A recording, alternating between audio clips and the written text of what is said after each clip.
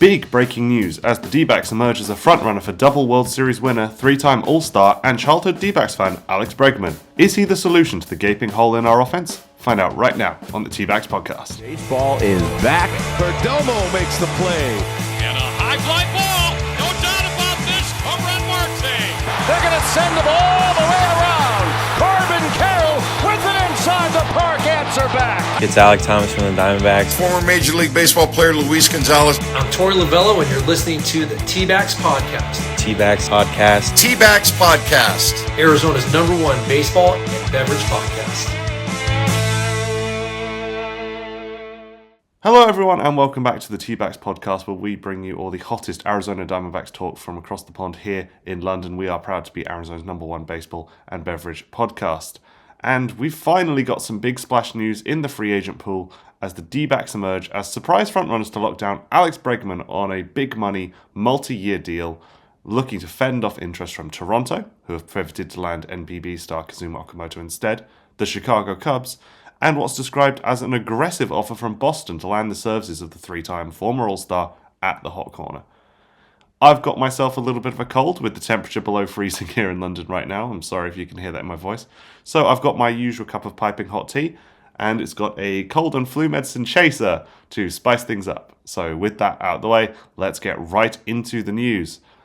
Longtime Houston Astro and previous Boston Red Sox Alex Bregman is coming off of his age 31 season, where he batted .273 with an .821 OPS, 18 home runs, and a .360 on-base percentage, despite being limited by injury to just 114 games. He's just opted out of a 3-year, $120 million contract at Fenway Park, with many questioning that contract when it was signed. So for the big bucks that the Diamondbacks might be looking to pay, what are they actually going to get headed into 2026? Well, Bregman's a solid all-around ball player. He makes great contact. He has fantastic plate discipline, a minuscule strikeout rate, and despite not being an exceptionally productive RBI machine the same way he was when he began his career, when he was getting MVP votes, of course, on that amazing 2019 season, he is still very much an all-star caliber player. From his debut, from injury at the end of last May, he was one of the best bats in all of baseball, with a .930 OPS and 11 homers in just over 50 games, and despite a small stint out with what was considered to be a fairly severe quad injury, he still came back strong towards the end of the season, mashing .301 average and a .925 OPS in mid-August. He continued to make solid contact throughout that stretch, and even after the injury, his 10.4 strikeout rate was close to leading the league. These are some pretty impressive numbers, and it is a signing that on paper makes a lot of sense in that regard. Replacing Eugenio Suarez is going to be a tough task for any front office, and it's been one of the biggest questions we've been asking of the front office this offseason, with loads of people questioning if the young infield platoon of Blaze Alexander and Jordan Lawler could even hope to come close to replicating Gino's 36 home runs. So bringing in a bat like Bregman, who is projected to hit in the 20 or so region of bombs next year, is a much stronger outlook.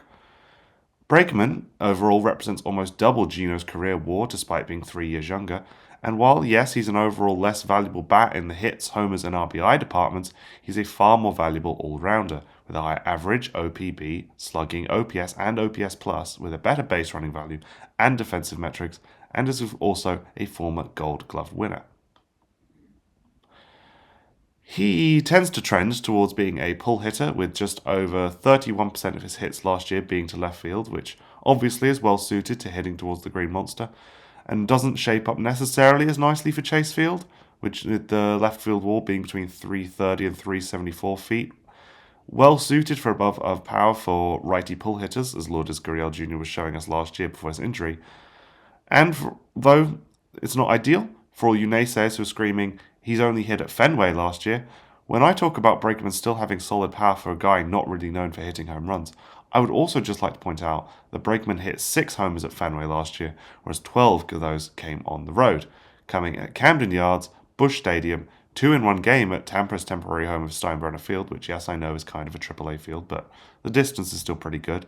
Back-to-back games at the Rogers Center, then in Detroit, Chicago, Minnesota, and then a little bit in Houston after the All-Star break.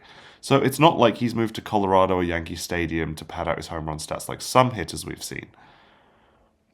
I've also mentioned before that when the D-backs were linked to former Astros pitcher Yosei Urquidy in a deal that has now fallen through, that we shouldn't discount off-the-field experience and dynamics in the clubhouse in these signings either.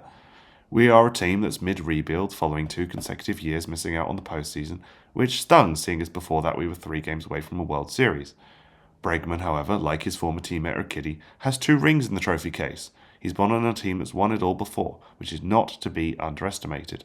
And that level of excellence in leadership, like what we've seen from the likes of Evan Longoria, for example, in the past, is something I'm very excited to see back in the clubhouse this year. Bregman has been to the postseason every single year of his career, for crying out loud. I'll take a quick. Oh, that's really good. I'm trying a new Earl Grey blend and I'm absolutely loving it. Anyway, back to baseball. Another key factor in this deal seems to be a very similar story to what we had with Corbin Burns last year, which is wanting to stay closer to home. Bregman, if you didn't know, is a New Mexico native and even grew up a Diamondbacks fan. He almost was a Diamondback indeed on draft day back in 2015, with the D-backs ultimately, and perhaps infamously, opting for Dansby Swanson with the number 1 pick, leaving Bregman the bridesmaid at number 2 heading to the Astros. This is a guy who'd be playing for their childhood team if we were to sign him this year. And I can honestly say it's not often we say that about somebody on the Diamondbacks. It's usually Yankees or Dodgers players who get to make that big emotional speech about dreaming about pulling on that jersey their whole life, yada yada da da da. Merrill Kelly's probably the only exception I can think of off the top of my head who came close to that. And that's only because even when playing for Texas this year, he was very explicit about wanting to finish his career in the desert. And of course, he is now re-signed for the Diamondbacks on a 2-year, $40 million deal. Now, speaking of money, that's the other big factor in any potential Alex Bregman signing. We'd been thinking previously that there would be no money for a signing like Bregman unless Ketel Marte was traded. But as it stands, Mike Hazen has said that those rumours have cooled and that they're looking in potentially different directions now. And that is clearly the case, with Bregman coming through the door potentially on a deal upwards of $100 million, when we'd previously believed that the D-backs only had in the region of $5 million AAV left to spend. Bregman is projected to make this year the same as the next 2.5 years of Ketel's contract, and guys like Bob Nightingale were saying there is absolutely no way that Bregman would get signed unless Ketel is traded, but in true Jurassic Park fashion, the Diamondbacks might have found a way. This would, let's be honest here, bring the payroll to upwards on $180 million, with the luxury tax putting that around just over the $200 million mark. So, despite promises that in 2026 Ken Kendrick would be cutting the payroll, I'm not entirely sure how we ended up here, but hey, I'm here for it. For now, we have Ketel's 16 WAR above the potential 12 that Bregman has accumulated in his career, theoretically on the roster simultaneously. The comparison between Bregman and Ketel is the one on everyone's minds right now, though. As the legend that is Jesse Friedman over on the Snakes Territory podcast put together, last year Bregman hit his hardest batted ball in his entire career, which, is no small thing. But Ketel hit that same or higher exit velo 25 times, and there is a huge discrepancy in the power between the two hitters. And yes, undoubtedly, Ketel is one bat whose power is very much key in this lineup, given where he sits either as number 2 or a number 4 guy, whether he's at second base, whether he's spending time as the DH. But in terms of a hitting profile, Bregman almost makes more sense if you do your hardest to, be a neutral about this, remove Ketel's legendary face of the franchise, built the statue shouts kind of status. Bregman is a guy who can grind out at bats. He walks a ton, he puts balls in play, and if someone like Corbin Carroll is on base ahead of him, you don't always need to hit 400 feet to score the run. Some solid contact into the shallow outfield would score Corbin or Jake McCarthy or Alec Thomas just as effectively. Bregman isn't a league leader in a lot of stats. Barrels rate, hard hit percentage, bat speed are all below the 20th percentile for him. But he is quite productive in your old-fashioned baseball way of thinking. So if we're quoting Moneyball for what feels like the millionth time in 3 episodes and want to pay him to get on base at first, not get thrown out to second or third, and bring in a runner or two in a clutch situation and not crumble under pressure, which is a much-needed trait for a Diamondback spring signing right now, he makes up very much for that power discrepancy with 90th percentile in K rates, whiff rates, squared up percentages, and he hits the occasional homer. And those fundamentals fit really, really well into our lineup. From that sentence alone, I could have been describing Geraldo Perdomo's 2025, who also plays great defense. So putting those two together as the left half of the infield sounds like any GM's well-balanced dream. Having Ketel Marte at second too? Beautiful stuff, if we can swing it. And that puts two potential scenarios on the table for the Diamondbacks' immediate future. The first one is that we have two players alongside the core of Corbin Carroll, Geraldo Perdomo, Gabby Moreno, etc., who represent a let's go and win something now approach. In some people's minds, it will make no sense to get Bregman on as a relatively short-term rental, probably only on a 3-year deal in terms of what we can afford anyway, and then deal Ketel as well, right? Surely the Snakes have to make one, some would say, final push, using Bregman and Ketel while we can, squeeze the last baseball out of veteran arms like Merrill Kelly and Erod, and try and make something of 2026 before the big rebuild that we've felt coming on the horizon for a while. And that'll be make or break time for the likes of Ryan Waldschmidt, Tommy Troy, Lou James Groover, who right now represent the hopes of the franchise's long-term future, not necessarily somebody we can say, okay, slot straight into that lineup immediately this year and will actually make a significant impact in terms of, wins above replacement. I'm not saying it's impossible. Blaze Alexander's a guy who's proven many people wrong on that front before. I just think that this spring training is going to come maybe a little too soon for those guys. Then that, of course, means we have to go for the slightly more complicated scenario, where the Snakes signing of Bregman only increases the pressure on the Red Sox to replace him with an elite-level bat. And who have Boston been linked to in their trade targets most this hot stove? None other than Ketel Marte. So our alternative scenario is Mike Hazen playing a bit of 3D chess, signing Bregman to be a focal point bat in the lineup to replace Ketel, and then deal Ketel to the increasingly desperate Red Sox to try and force them into an overpay, locking in a combo package of MLB ready and nearly there pitchers like we've been saying could happen all through the winter months. The names that have been rumoured include young arms like Peyton Toller, Connolly Early, alongside the likes of a number 4 pick, versatile infielder Marcelo Meyer. To that I say, yes, please, happy with that, but it has to be all of the above. And then maybe we'll let Ketel walk your way, alongside, a Jarren Duran, for example. But if this is the case, and if Meyer is the second baseman replacement for 2026 in a trade, I certainly hope so, because projecting 247 average, 9 homers, and above average defense is still far better than another potential option that's been rumored to be on the table, with the Diamondbacks reportedly, and this is very much reportedly, making a $20 million 2-year offer for San Diego's Luis Arias, a player who I don't need to talk about too much for you, dear listener, to understand why that's a bad idea. He can hit for average at a near godly rate, sure, but he has no power, no defense, no speed, and most importantly, doesn't want to be here. When asked about it, he said in Spanish that he wouldn't consider any offer like the one rumoured, despite the value being, according to pretty much everyone's models, a huge overpay following a career low year. Ultimately, though, we don't have to worry about Arias because Ketel's still in the building as of me recording this, and has publicly denied the bad teammate poor vibe clubhouse rumours that have been circling him. And I would rather keep him on board by a country mile than replace him with a one-trick Padre or, as of right now, a relatively unproven Red Sox utility man with 0.2 career WAR.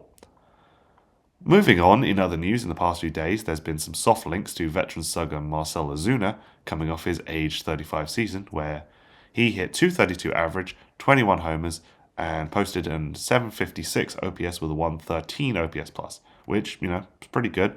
But side by side with his 4th place MVP voting 2024, it is a major slump.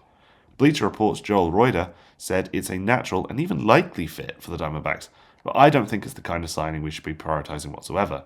Adrian Del Castillo and Pavin Smith are my DH platoon this year, assuming that we can sort out the first base situation soon with either Tyler Locklear overcoming his struggles and winning a spot in spring training, or, touch wood, knock knock, the reunion of the Paul Goldschmidt farewell tour.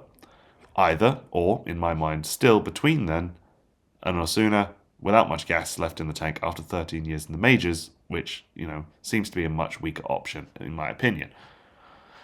Honestly, I'm a little underwhelmed by that rumour. It seems that underneath all of this, people have forgotten where the problems really lie for the Diamondbacks roster as it stands right now.